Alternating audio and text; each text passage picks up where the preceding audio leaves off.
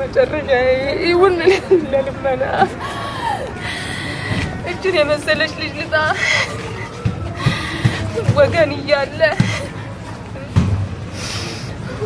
እያለ እጅን የመሰለሽ ልጅ አጣለው በእናታች ከሲቲው ላይ ደግሞ ውጤቱ ሲታይ የጭንቅላት እጢ ነው ተባለ ያንን ደግሞ እንደገና ዲሰራላት ነው ሲባል እንደገና ሌላ ምርመራ ተደረግ ተባለ እንግዲህ ነው አቅም የለኝም ይሄንንም ለምኜ ነው ያሰራሁት ስለዚህ አሁን ከተሰራላት ደምስሯ ላይ ነው ያለው እጢው ደምስር ላይ ነው ያለው እጢው ስለዚህ ወይ እግርና እጇ አይሰራም አለዚያም ደግሞ ላትናገርም ትችላለች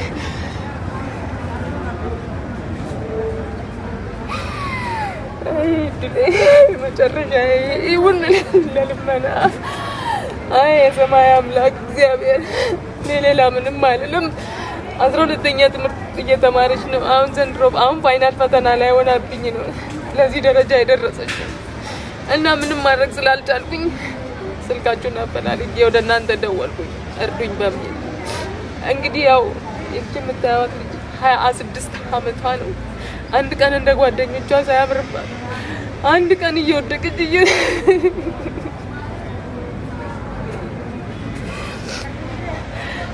ለብቻ ሰው አድርሶ ወልዶ ለቁም ነገር ነው እኔ ግን ለመከራ እኔ ግን ለፈተና ነው እኔ ከዚህ በላይ መናገር አልችልም በእናቱ ብቻሽን ነው የምታሳድጊያት ብቻዬን ነው አባቷ ወታደር ነው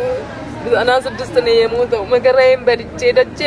ደቆ እየሰራው ቀን ስራ እየሰራው ለዚህም ደረጃ ያደረስኳት እኔ ነኝ ያለ ረዳት እጅን የመሰለሽ ልጅ ልጣ ወገን እያለ እጅን የመሰለሽ ልጅ አጣለው በእናታች